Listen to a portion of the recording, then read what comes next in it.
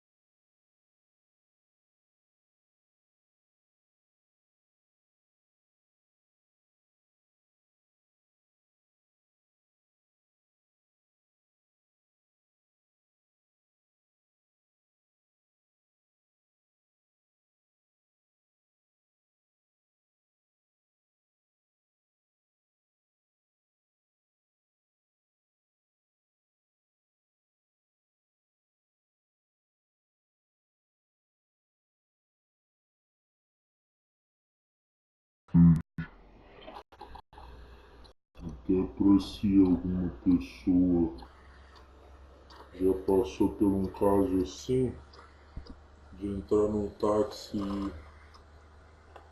e o taxista falar boa tarde.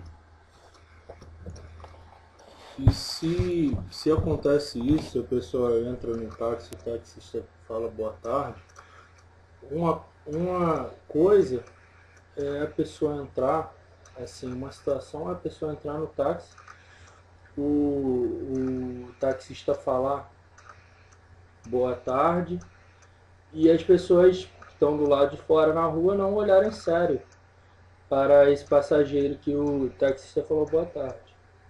Isso até não sei se pode se dizer assim, concebível, ou não sei se algo parecido, mas o que precisa ser coibido, chegou a esse momento de eu falar isso, que precisa ser coibido se ele falar boa tarde e as pessoas do lado de fora olharem sério para um passageiro que passou o dia dele, chegou para entrar no táxi ali de um jeito assim, poxa, eu tô entrando no táxi aqui para descansar aqui, não estava esperando para obrigar aquilo, porque não estava esperando para ouvir aquilo. Uma coisa é se ouvisse, mas não olhassem sério para ele, quem estava do lado de fora, ele pensaria se tinha intimidade para responder, se eu não me engano, ou, ou não, porque com as pessoas, ele falar boa tarde, as pessoas olharem sério, a diferença de não olhar sério, se falar boa tarde, é que falar boa tarde olhando sério é uma situação forçada, aí que tá a explicação disso. Então esse esclarecimento foi aí para esse vídeo e até para se alguém passou, mas é aquilo, eu perdoo esse taxista, narrei a situação desse jeito, assim, um jeito bom de entender. Aí teve comigo, eu perdoo esse taxista, tá, aplicando aqui o que eu aprendi, tá, tá bem com Deus assim e amar o próximo, mas esse relato que eu fiz aqui é para eu tive que fazer porque senão eu acho que eu tinha falado, senão foi isso, senão continua acontecendo o mesmo tipo de situação. Então foi para isso, não foi para ser contra o taxista. Eu amo o taxista, eu perdoo o taxista, mas quando aconteceu era uma situação que eu passei pela aprovação, pode se dizer assim, acho que foi aprovação e na hora tive que passar, as pessoas olharam sério, mas aí para vocês pensarem nisso, é uma situação simples, isso foi cotidiano isso, mas sem estar ofendendo ele e os outros lá. Não sei se ele percebeu que estavam olhando, o que comunicou a ele para falar isso, o que comunicou a ele de desconfiança, se eu era até ofensiva, e por isso que eu nem falo a palavra. Vou falar dessa maneira aqui. Se eu era algo que eu não sou, e aí os outros também pensou, me ofendeu isso. Porque tratar uma pessoa o tempo todo, o dia todo, a maioria do dia, de mais cedo até mais tarde, direito, com respeito. Aí tá chegando no final do dia, trata com uma situação forçada, aí resultou que perdoa até quem estava do lado de fora. Que eu acho que, não olhei diretamente para ele, estava do lado de fora. Acho que olharam sério para mim quando ele falou, ou pouco tempo depois que falou boa tarde. Deduzo que olharam sério quem estava do lado de fora. Eu não olhei diretamente para eles, mas eu já passei diversas vezes situação que acontecia alguma coisa e alguma situação e a pessoa olhava sério pra mim. Então tá aí, é isso a explicação. E perdoa essas pessoas. Vou estar lendo versículo da Bíblia para vocês, que ajuda a contribuir, entender mais, complementar, pode-se dizer assim, esse assunto aí.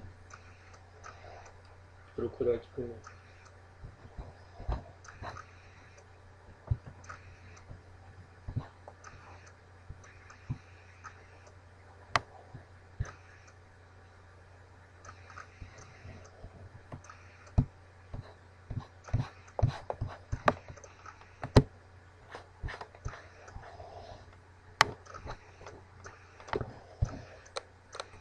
É Mateus capítulo 18, versículo 3.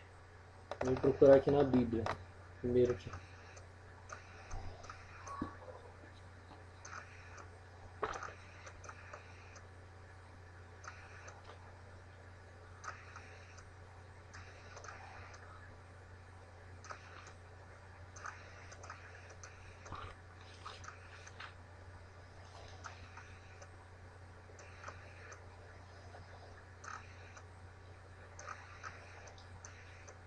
E disse, em verdade vos digo, que se não vos converterdes e não vos tornardes como crianças, de modo algum entrareis no reino dos céus. Eu vou ver o segundo, procurar o segundo aqui, procurar na Bíblia para ler.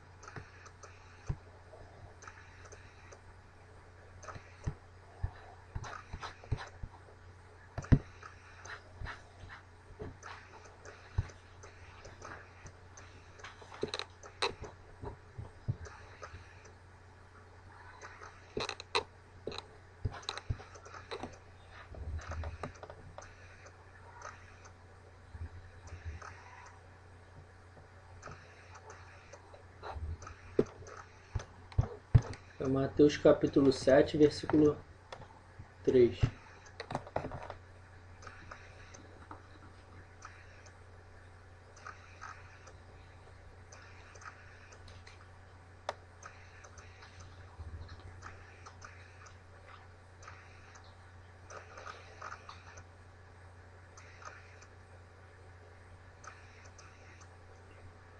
Por que vês tu o argueiro no olho de teu irmão, porém não reparas na trave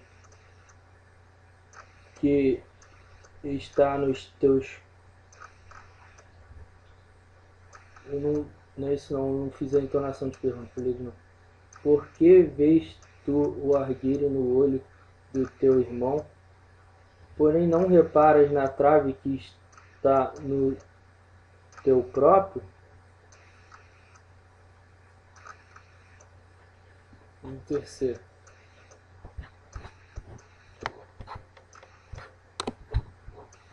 Oi, Renan, boa noite. Você fala com Valéria.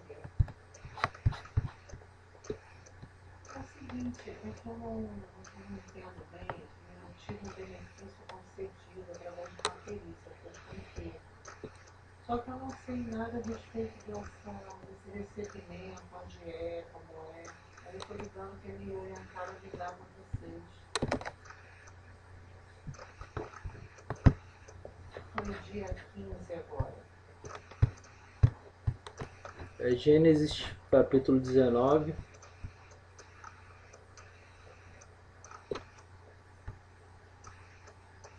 Versículo 29.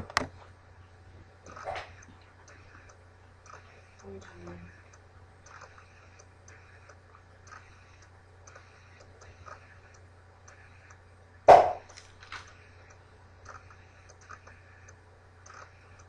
Fiz um barulho lá na cozinha.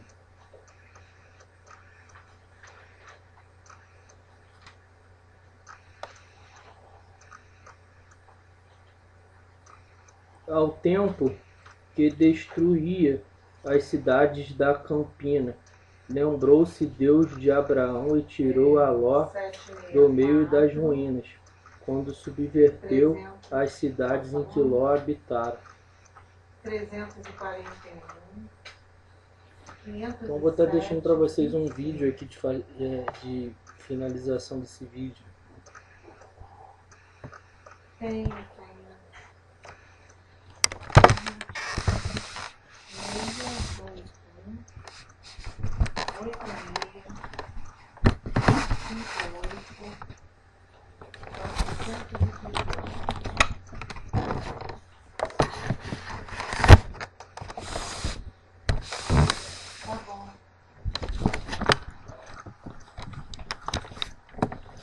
Antes eu Tá bom, vou deixar o vídeo. Vou falar, vejam um vídeo de Ivan Saraiva, Leandro Quadros, que são pastores da Novo Tempo. Eles esclarecem sobre o que a pessoa pensa de uma religião que como é que eu vou dizer isso? Que o que eu acho que está errado, o que está errado, porque dúvida que eu tive,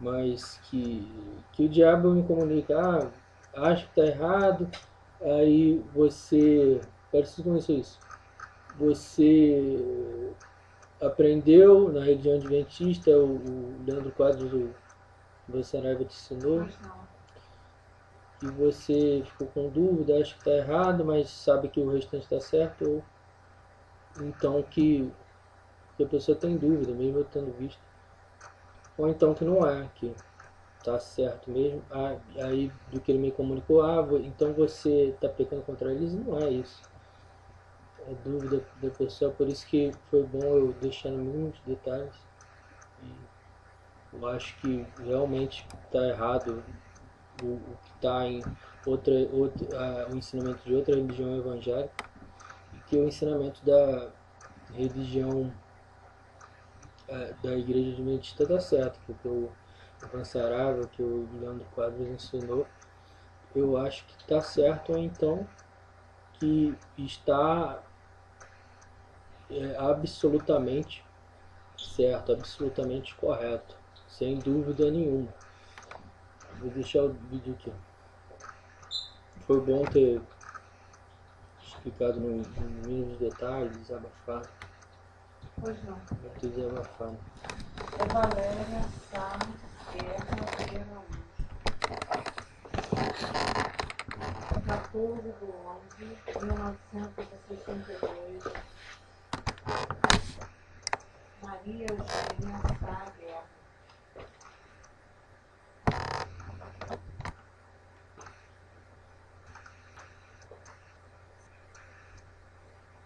Olá, querido amigo, querida amiga, graça e paz do Senhor Jesus.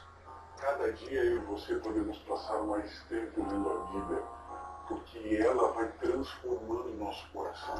Ela vai nos moldando o nosso caráter. E vamos então ficando cada dia mais semelhantes ao Senhor Jesus. O texto para a reflexão está no livro de Deuteronômio, no capítulo 1, e aqui no verso 8, o seguinte.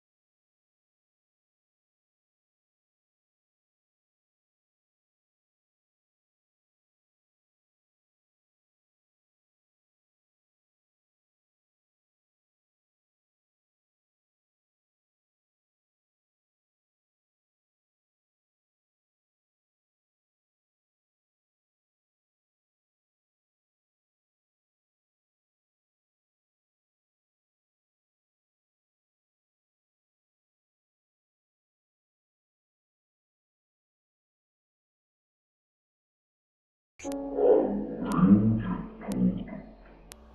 mais importante de tudo é que nós temos um leão da tribo de Judá para ir à nossa frente. Às vezes, vamos ter que guerrear, mas pode ter a certeza da vitória em Cristo Jesus. Vamos orar. Bondoso Pai, obrigado porque o Senhor nos dá a vitória. Obrigado porque, embora existam lutas, temos a certeza de que o Senhor vence por nós. Fique conosco nesse dia. É o que pedimos em nome de Jesus. Amém. E lembre-se, amigo, está escrito, nem só de pão viverá o homem, mas de toda a palavra que sai da boca de Deus. E se o mar não abrir e o faraó me alcançar, eu não vou desistir, não vou duvidar. E se o gigante não cair, se a fornalha me queimar, mesmo que eu morra aqui, sei que amanhã vou acordar.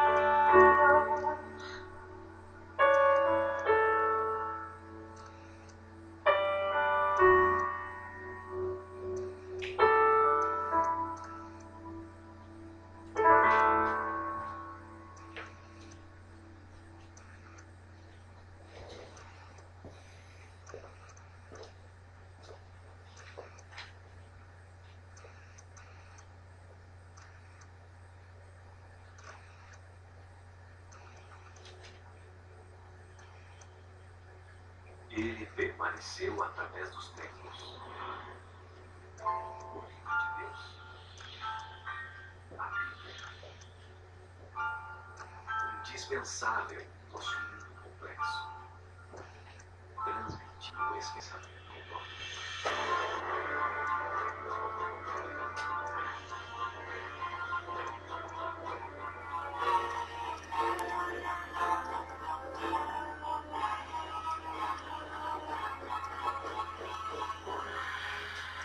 Está escrito, apresentado por Ivan Saraiva.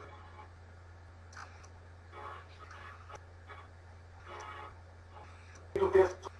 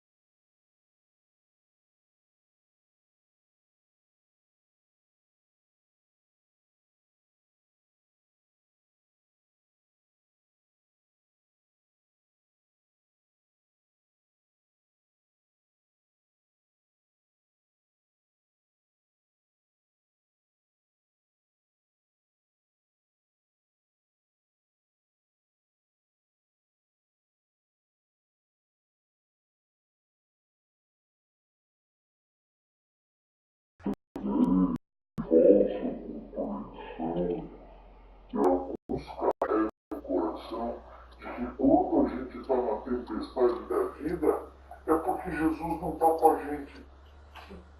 Da onde veio esse pensamento? Jesus estava no barco o tempo todo. O tempo todo. E a tempestade é ali. Vocês se lembram dos outros barcos? Os outros barcos foram junto. E nos outros barcos Jesus não estava e a tempestade veio para ambos. Para quem estava com Jesus e para quem não estava fisicamente com Jesus. Então tempestades na vida humana vêm para todas as pessoas. A diferença é que quem tem Jesus tem para quem clamar. Porque você imagine o desespero dos outros nos outros barcos. Eles iam clamar para quem? Eles ali estavam procurando Jesus. Quando encontraram, clamaram. E os demais?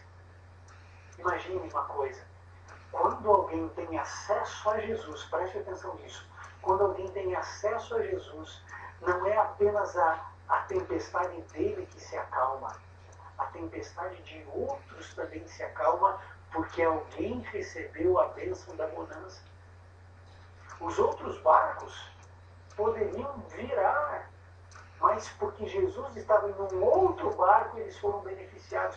Sabe o que eu quero dizer com isso? Às vezes você é o único cristão na sua casa. E por sua razão, bênçãos são derramadas ali naquele lado.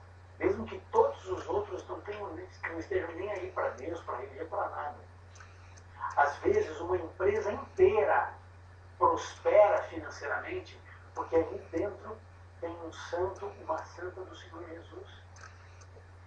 Às vezes um colégio começa a receber matrículas e matrículas porque ali dentro tem um professor temente a Deus.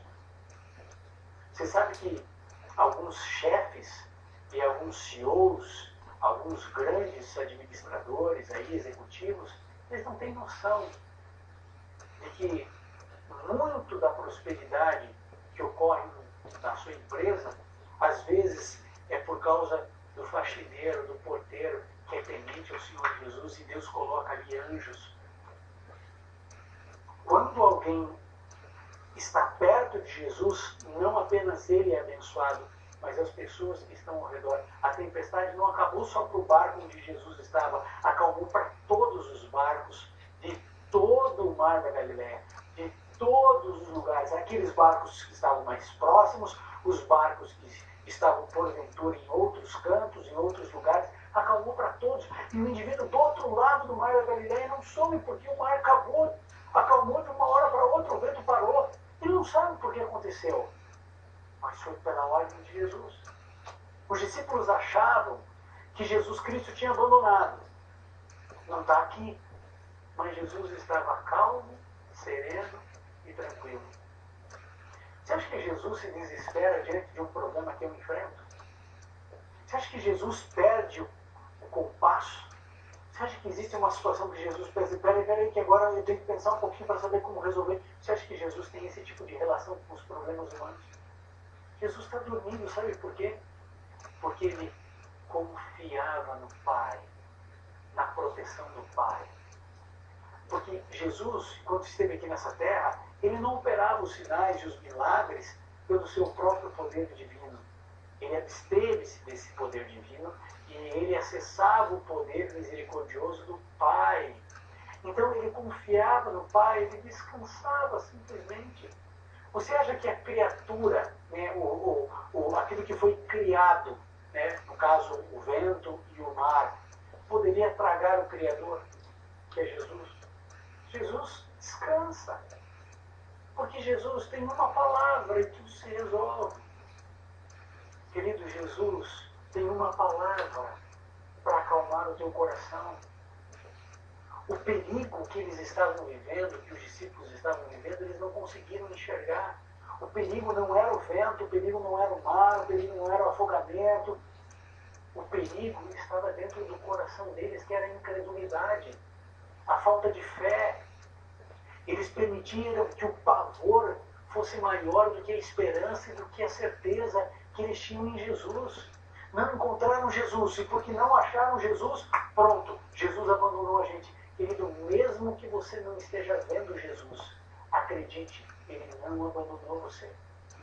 Mesmo que você procure em todos os lados e você não consiga enxergar, acredite, ele está aí ao seu lado, porque ele prometeu estar.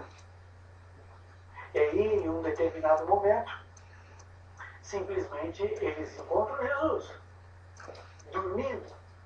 Não faz sentido. Todo mundo trabalhando, todo mundo lutando para sobreviver, e Jesus dormindo. E eles vão lá desesperados e falam assim, escute, você não disse que nós somos seus discípulos? Você não disse que nos ama? Você não disse que você é o Messias? Você não se importa, não? A gente vai morrer. Todos nós aqui, cadê o seu ministério? Cadê a propagação do reino? Você ficou falando do reino o dia inteiro. Que reino é esse? Vai todo mundo morrer, você não se importa com isso, não. E Jesus levanta triste. Triste porque eles não haviam entendido muita coisa do que ele passou o dia ensinando. Os primeiros que tinham que entender e compreender eram os discípulos.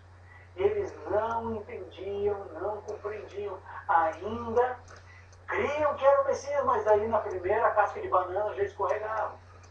Criam que era Jesus, mas diante de uma situação, eles já se desesperaram. Querido, você realmente crê que Jesus é o seu Deus? Você acredita que Ele ama você? Então não se preocupe. Ele está vendo a tua dor, Ele está vendo a sua angústia. Ele está vendo tudo que você está passando. Ele vê. Ele vê. Você consegue entender isso? Que Ele não está de costas, Ele não está em paciência. Ele sabe tudo o que está acontecendo. Vamos fazer essa pergunta para você. Você realmente acha que Jesus, quando Ele disse assim, ó, vamos para o outro lado, Ele não sabia que ia ter uma tempestade? Você acha que Ele não sabia disso? É que a tempestade fazia parte da lição que Jesus Cristo tinha para os discípulos naquele dia. A tempestade era a lição prática do reino de Deus que Ele ensinou o dia inteiro.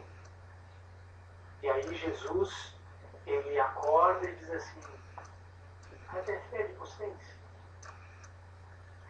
Vocês sabem que os discípulos, eles não acreditaram em Jesus. Sabe por quê? Porque logo nos primeiros versinhos aqui que a gente leu, a partir de 35, 36, Jesus Cristo diz assim, olha, vamos para o outro lado. Eles não acreditaram em Jesus. Jesus não disse que eles iam para o outro lado. Não existiria tempestade nesse universo capaz de impedir aquele barco de chegar ao outro lado. Por quê? Porque o autor do universo disse que eles iriam para o outro lado do lago, do outro lado do mar da Galileia. Então, eles iam atravessar aquilo, com tempestade, sem tempestade, com chuva, sem chuva, com raio, sem raio, com trovão, sem trovão. Eles iam chegar, porque Jesus Cristo disse, vamos para o outro lado. Eles iriam para o outro lado.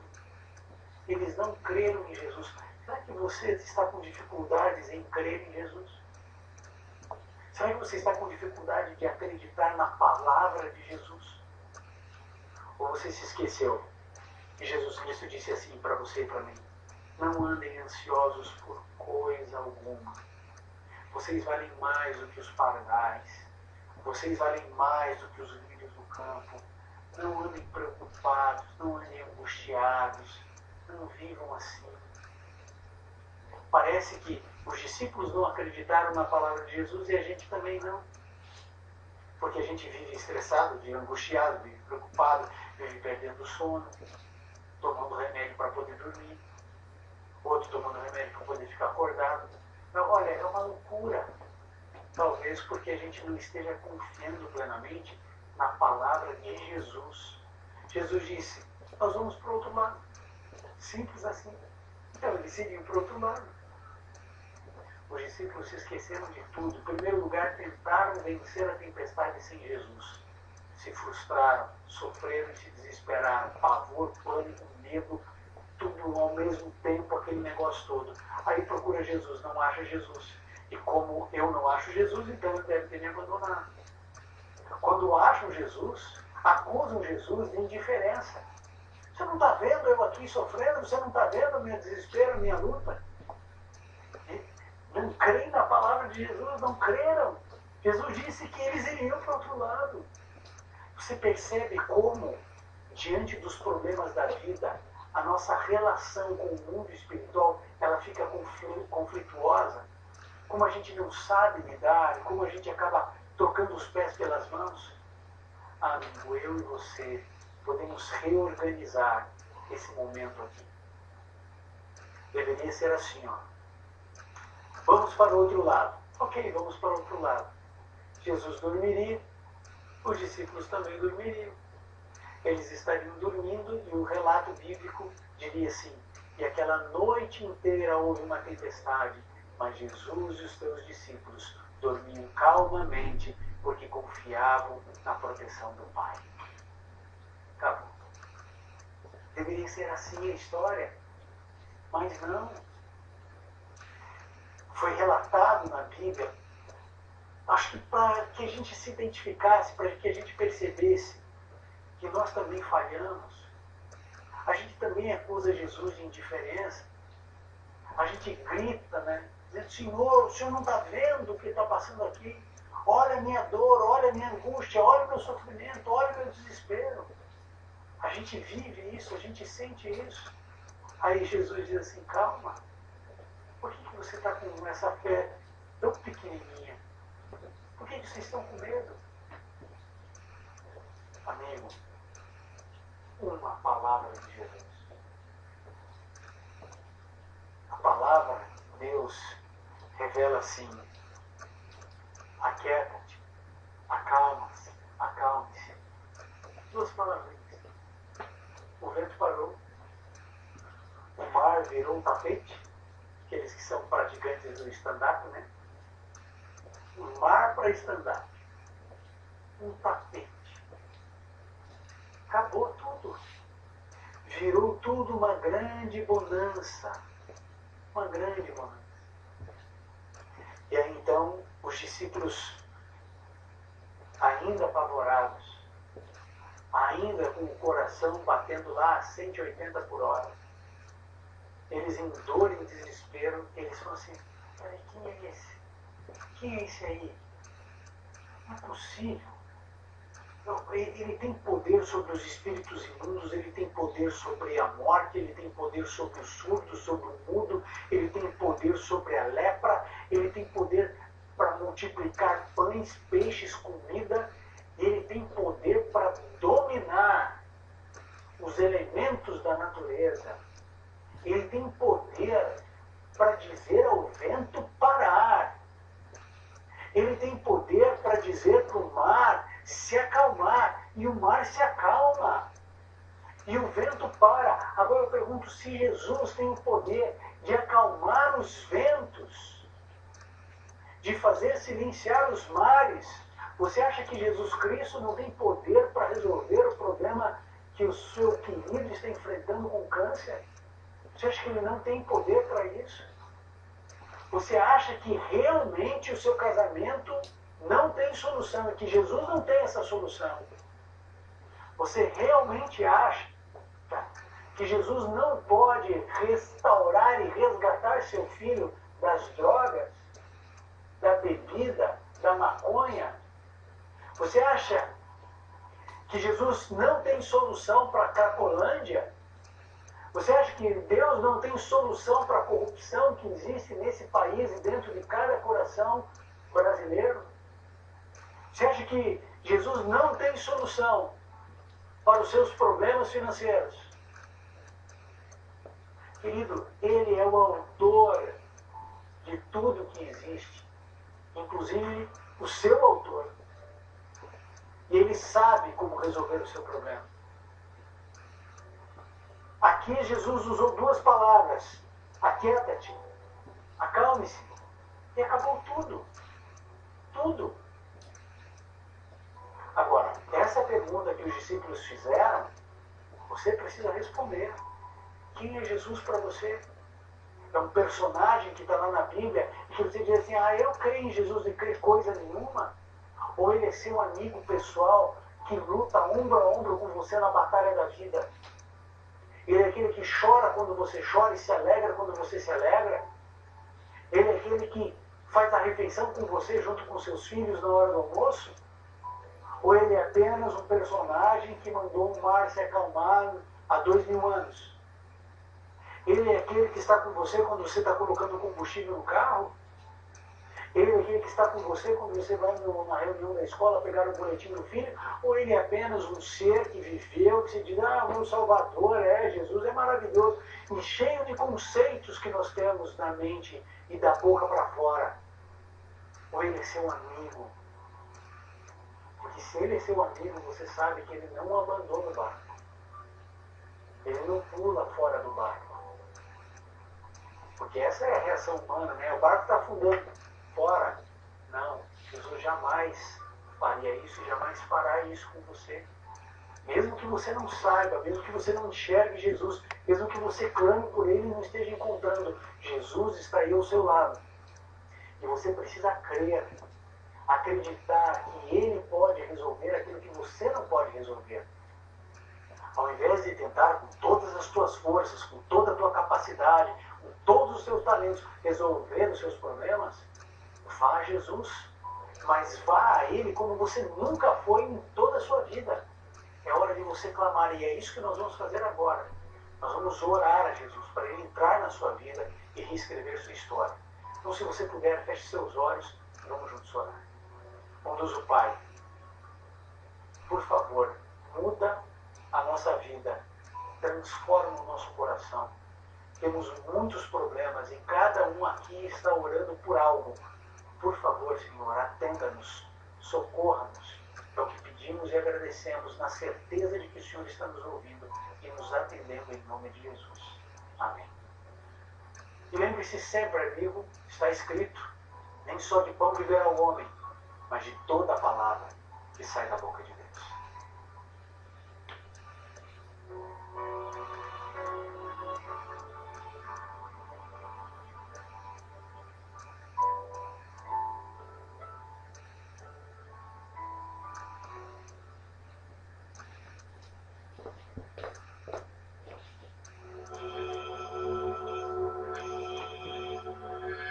Ele permaneceu através